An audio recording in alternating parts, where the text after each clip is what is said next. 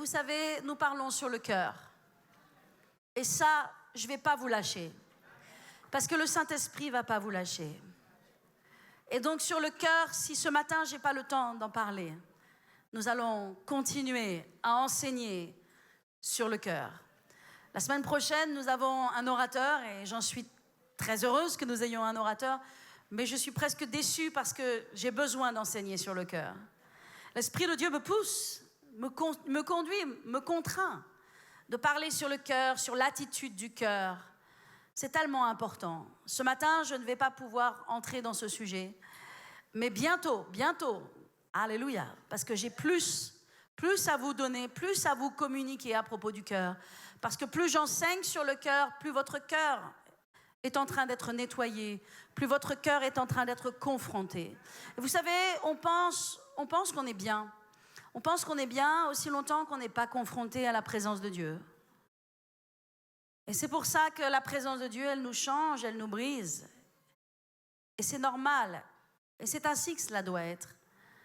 Parce que notre nature humaine, et je vous dirai seulement cela sur le cœur, notre cœur non régénéré, non connecté à la présence de Dieu, non exposé à la parole de Dieu régulièrement, cette parole qui nous change, qui nous challenge, qui nous transforme, notre cœur est connecté à notre chair.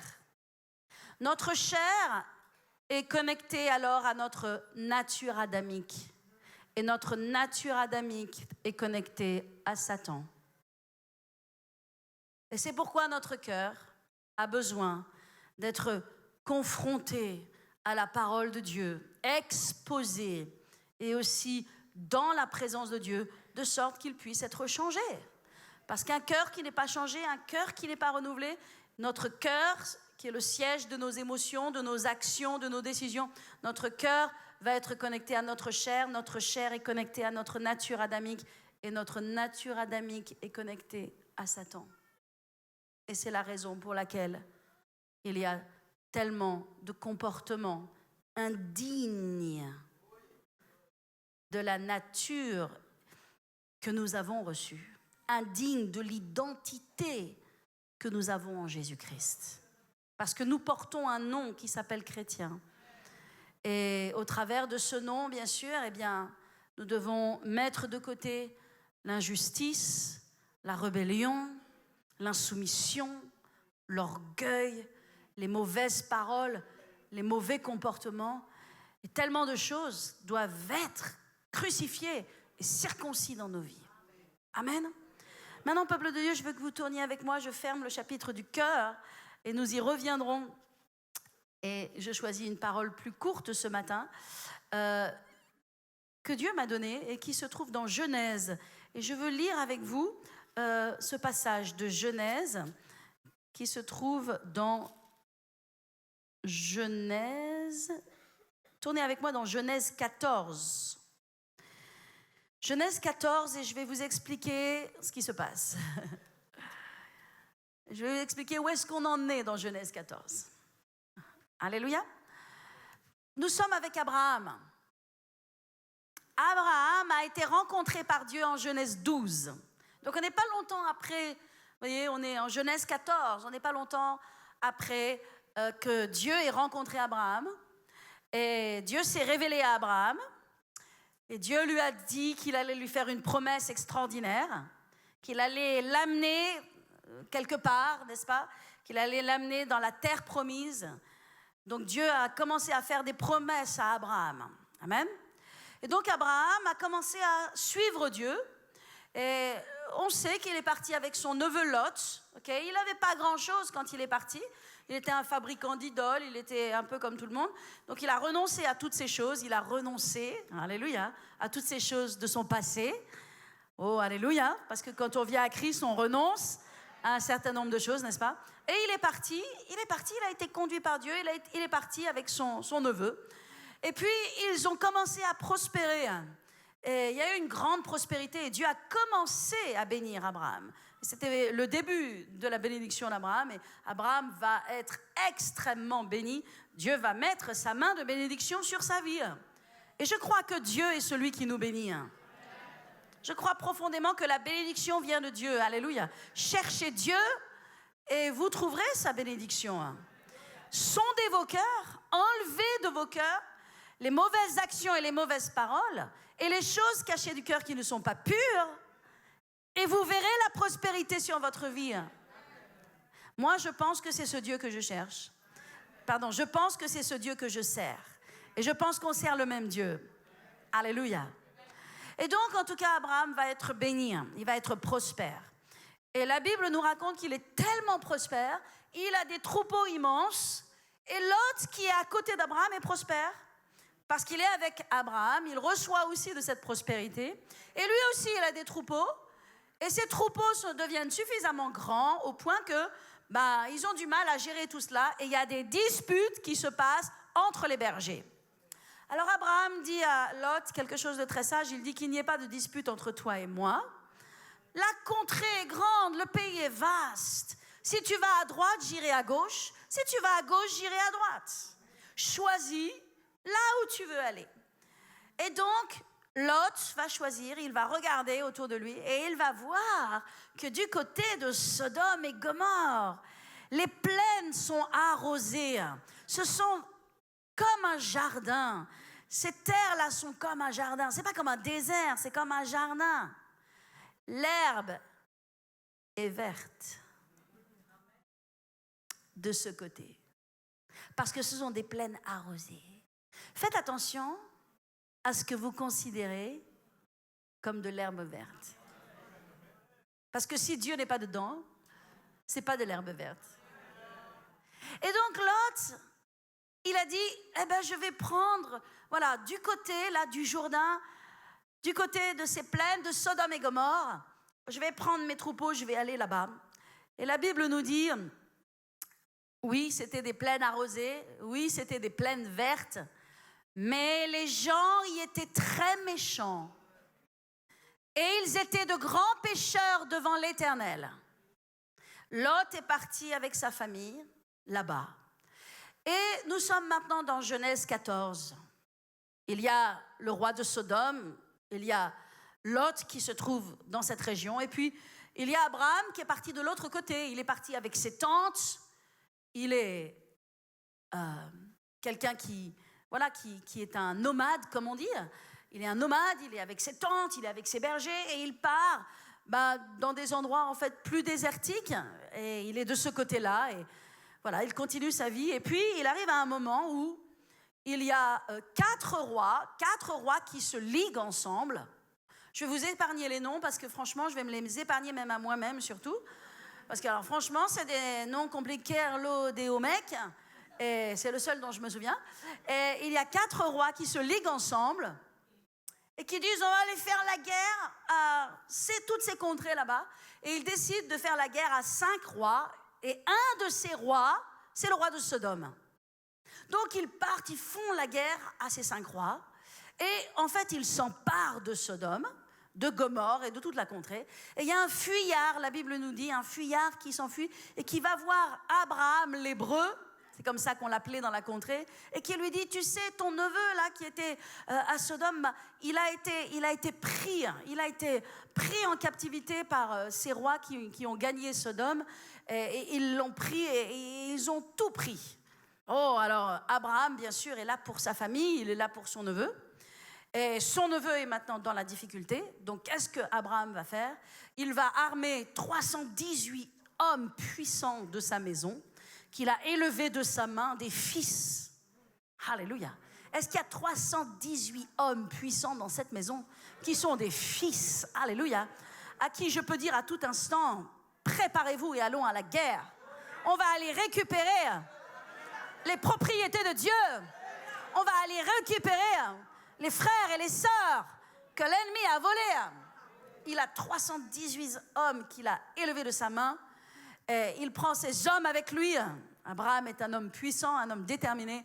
Et il va contre ces 4 rois. Il va contre 4 rois qui ont pris des villes. Et il va vaincre ces 4 rois. OK. Et ils vont revenir, Abraham et ses 318 hommes, ils vont revenir non seulement avec tous les hommes qui ont été pris, dont Lot, et aussi avec toutes les richesses. Parce que toutes les richesses avaient été volées, toutes les richesses avaient été prises par ces 4 rois de ces différentes villes. Et maintenant, il y a tout un butin. Et Abraham remporte tout cela et il revient avec les hommes et les richesses. Et maintenant que je vous ai expliqué là où on en est, maintenant on va lire la parole de Dieu. Est-ce que vous êtes avec moi ce matin? Donc nous sommes dans Genèse 14 et maintenant nous sommes au verset 17. Après qu'Abraham fut revenu vainqueur de Kedorlaomer et des rois qui étaient avec lui, le roi de Sodome sortit à sa rencontre dans la vallée de Chavé, qui est la vallée du roi. Melchisédek, roi de Salem, fit apporter du pain et du vin. Il était sacrificateur du Dieu Très-Haut. Il bénit Abraham et dit, « Béni soit Abraham par le Dieu Très-Haut, maître du ciel et de la terre. Béni soit le Dieu Très-Haut qui a livré tes ennemis entre tes mains. » Et Abraham lui donna la dîme de tout. Le roi de Sodome dit à Abraham, « Donne-moi les personnes et prends avec toi les richesses. » Et Abraham répondit au roi de Sodome, « Je lève la main vers l'Éternel, le Dieu Très-Haut, maître du ciel et de la terre. Je ne prendrai rien de tout ce qui est à toi, pas même un fil ni un cordon de soulier, afin que tu ne dises pas, j'ai enrichi Abraham. Rien pour moi, seulement ceux qu'ont mangé les jeunes gens et la part des hommes qui ont marché avec moi, ok, ils prendront leur part, ok. Alléluia. Donc, laissez-moi vous expliquer ce qui se passe ici. Abraham arrive, comme je l'ai dit, avec les gens et avec les richesses. Et alors qu'il rentre, il est confronté par 2 rois. 2 rois viennent vers lui. 2 rois s'approchent de lui. Il y a le roi de Salem, Melchisédek, et il y a le roi de Sodome. Et je vais vous expliquer qui sont ces 2 rois. Et je vais vous dire une chose. Dans notre propre vie, nous sommes aussi confrontés par 2 rois. Nous sommes aussi rencontrés dans notre vie quotidiennement, dans tous les choix, dans toutes les décisions de nos vies. Nous sommes continuellement rencontrés par 2 rois. Il y a le roi de Salem, Melchisédek, et il y a le roi de Sodome. Le roi de Salem, Salem veut dire shalom en hébreu, qui veut dire paix. Le roi de Salem, c'est le roi de paix. Alléluia. Melchisédek, ce roi de Salem, veut dire roi de justice. Melchisédek, le sens même de Melchisédek, c'est roi de justice. Salem, c'est l'avant-nom de Jérusalem, là où Dieu va mettre son nom, la cité du grand roi. Yerushalem. Alléluia. Yerushalayim. En fait, qui signifie qu'est-ce que ça signifie déjà? Le fondement de la paix. Le fondement de la paix. Amen. Donc il y a ce roi, Melchisédek, qui vient. Ce roi de paix, ce roi de justice. Et il est la représentation même de Jésus-Christ. Il est Jésus-Christ dans l'Ancien Testament. Il n'est pas Jésus-Christ dans le Nouveau Testament qui va venir comme un agneau pour être crucifié et pour donner sa vie. Il est Jésus avant la croix, avant l'Évangile. Et on le voit notamment, si vous regardez avec moi dans Hébreux, gardez un doigt dans Genèse et regardez avec moi dans Hébreux 7.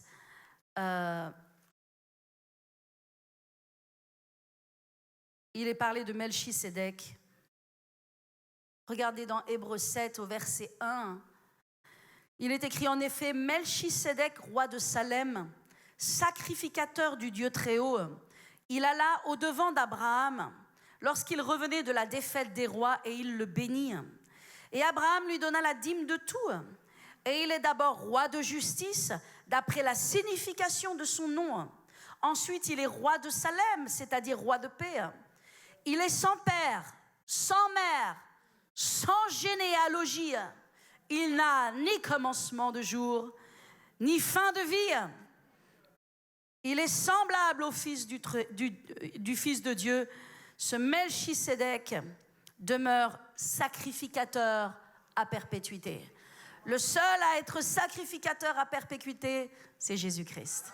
Le seul qui n'a ni généalogie, ni commencement, ni fin, c'est Jésus. Alors Abraham arrive de la défaite de ses rois. Il arrive avec les gens, il arrive avec les richesses. Et devant lui vient deux rois. Premièrement, le roi de Salem, Jésus. Alléluia. Et ce roi de Salem, il vient avec du pain et du vin. Il vient pour faire une alliance de bénédiction. Il vient avec ce qui a vraiment de la valeur. L'argent n'a pas de valeur, mais le pain et le vin, qui représentent le sacrifice de Christ, c'est la véritable valeur. Melchisédek vient avec le pain et le vin. Il vient pour le bénir. Alléluia. Dieu veut te bénir. Et cela commence par cette alliance qui est de prendre le pain et le vin, c'est-à-dire de prendre Jésus et le sacrifice de Jésus en toi, à l'intérieur de toi. Donc Melchisédek, voyez, si on retourne dans Genèse 14, vous êtes restés dans Genèse 14 parce que vous ne tournez pas les pages, mais moi je les tourne. Il est écrit, je suis dans Exode. Ok. Il est écrit, Melchisédek, roi de Salem, fit apporter du pain et du vin. Il était sacrificateur du Dieu très haut. Il bénit Abraham. Et il dit, béni soit Abraham par le Dieu très haut, maître du ciel et de la terre. Béni soit le Dieu très haut qui a livré tes ennemis entre tes mains. Et Abraham lui donna la dîme de tout. Donc, voyez, ce roi de Salem, il va bénir Abraham. Premièrement, ça commence par le pain et le vin. Ça commence par Christ. Dieu ne peut pas bénir ta vie. Alléluia. Sans que cela commence par la croix. Que la croix soit plantée dans ton cœur. Alléluia. Que Jésus soit planté dans ton cœur. Et que maintenant, parce que vous savez, planter la croix de Christ dans notre cœur, ce n'est pas juste une petite chose anodine. Bien sûr que ça nous sauve, ok? Ça nous sauve de quoi? De nos péchés. Mais la croix, elle vient pour nous transformer. On ne peut pas planter la croix de Jésus dans notre cœur et rester le même. En d'autres termes, Dieu n'est pas juste un bouton poussoir, n'est pas juste un bouton sur lequel on appuie pour avoir les friandises que l'on veut. Non, Dieu t'appelle et t'amène dans une vie, dans une marche avec lui, qui est une marche, bien sûr, qui commence par le salut de ton âme, mais qui continue par la transformation de ta vie, la transformation de ton cœur. Cette marche t'amène à être changé à sa gloire, à être changé à son image, de sorte que tu deviennes plus comme Christ, que tu te rapproches de ton Dieu, que tu deviennes davantage comme lui. Donc Melchisédek, il est venu avec une alliance, ce pain et ce vin qui représentent le sacrifice de Christ, qui est notre première alliance avec Dieu. Alléluia. Est-ce que vous êtes avec moi? Et quand ils ont pris cette alliance, la Bible dit que Dieu a béni Abraham. Mais il lui a dit aussi une autre chose. Il lui a dit, Abraham, vois, c'est la main de l'Éternel qui a livré tes ennemis entre tes mains. Et vous devez comprendre, alléluia, que c'est Dieu qui livre entre tes mains tes ennemis. Alléluia. Abraham, bien sûr, est parti se battre. Il n'est pas resté à dormir dans son lit parce qu'on a tous notre part à faire. Hein? Il est parti avec 318 hommes. C'était une puissante victoire, mais cette victoire, Dieu lui avait donnée. Et vous devez savoir que Dieu va vous donner des victoires. Et c'est lui qui te donne des victoires. Et il va te donner des victoires. Alléluia. Fais attention de ne pas penser, c'est ma main qui a gagné. C'est ma main qui me suis enrichie. Dieu a dit à Abraham, c'est pas toi Abraham, c'est pas tes 318 hommes, c'est moi qui ai livré ces hommes, ces rois, entre tes mains.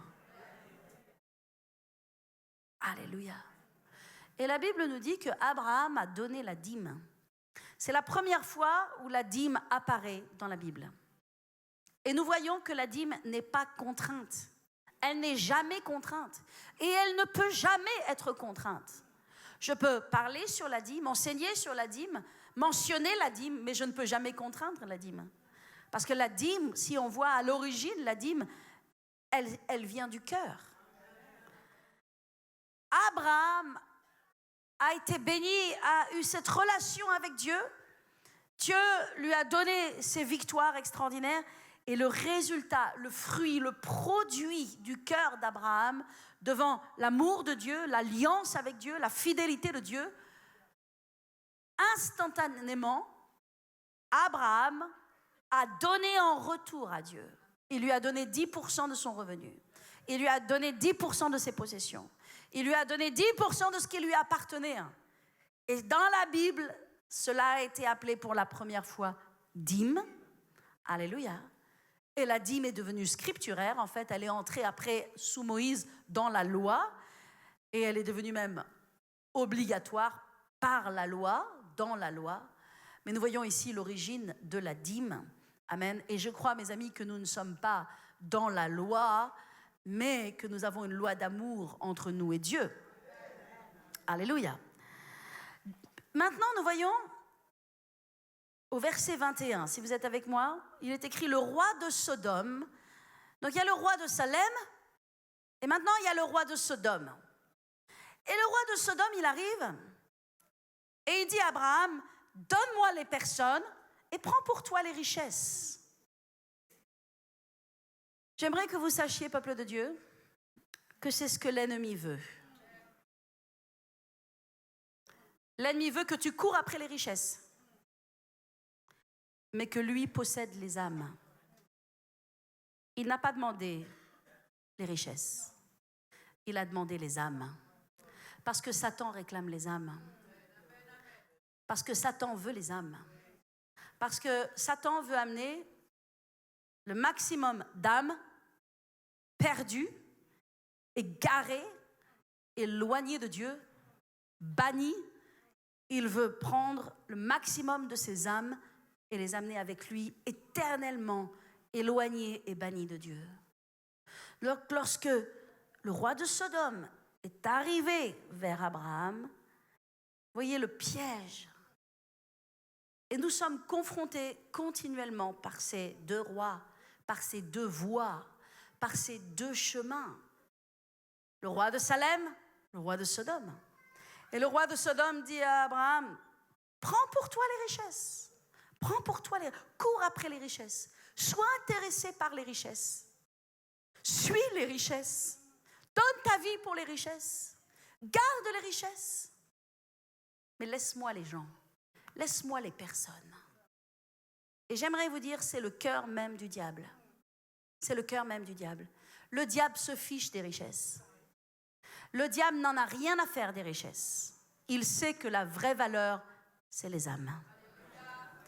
Et vous, peuple de Dieu, ne vous prostituez pas pour des richesses. Ne prostituez pas votre vie, votre appel, votre temps, votre consécration à Dieu pour des richesses. Parce que je vais vous dire une chose, le roi de Salem Il a béni Abraham et c'est lui qui l'a béni. C'est lui qui lui a donné la victoire sur ses ennemis. Sans que Abraham ne fasse quoi que ce soit. Mais le roi de Sodome, alléluia, il veut que tu cours après les richesses. Ça, c'est le plan de l'ennemi. C'est pourquoi il y a autour de nous, dans le monde entier, des gens qui donnent leur âme, qui vendent leur âme pour avoir du succès, de la réussite, de la célébrité, et ils en ont. Parce que Satan leur en donne à volonté. Et ils deviennent les têtes du monde, au sommet de la planète, aux dépens de leur âme. Parce que tout ça n'a aucune valeur. Parce que la richesse de ce monde n'a aucune valeur. La célébrité de ce monde n'a aucune valeur. Parce que quand on se retrouve éternellement séparé de Dieu, dans le trou de l'enfer, dans une caverne, au fond d'un puits de flammes, éternellement tourmenté avec une chair qui brûle, continuellement jour et nuit, les richesses n'ont aucune valeur. Je vous dis, peuple de Dieu, ne courez pas après les richesses, courez après Dieu. Arrêtez de troquer Dieu. Votre place, elle est à l'église. Elle n'est pas à droite et à gauche. Arrêtez de travailler le dimanche. Arrêtez de prendre des contrats le dimanche. Vous devez honorer Dieu dans ce qu'il vous a demandé d'honorer, son sabbat. Alléluia. J'ai un message tellement puissant que je n'ai pas pu prêcher ce matin, et notamment à propos de Nabuchodonosor, mais je le prêcherai la prochaine fois, bien sûr. Et vous comprendrez la puissance des sabbats et l'importance du sabbat de l'Éternel qu'il faut respecter dans notre vie. Et je vous le dis dans le nom de Jésus, je prie que vienne sur vous un esprit de fidélité, que vienne sur vous un esprit d'engagement et de consécration avec Dieu, que vous arrêtiez de prostituer, pas de prostituer, mais me manque le mot. Ne donnez pas ce qui appartient à Dieu au diable. Vous comprenez? Ne dévaluez pas cela, parce que c'est tellement important. Alléluia. Les sabbats sont tellement importants. Je vous le dis dans le nom de Jésus. Alléluia.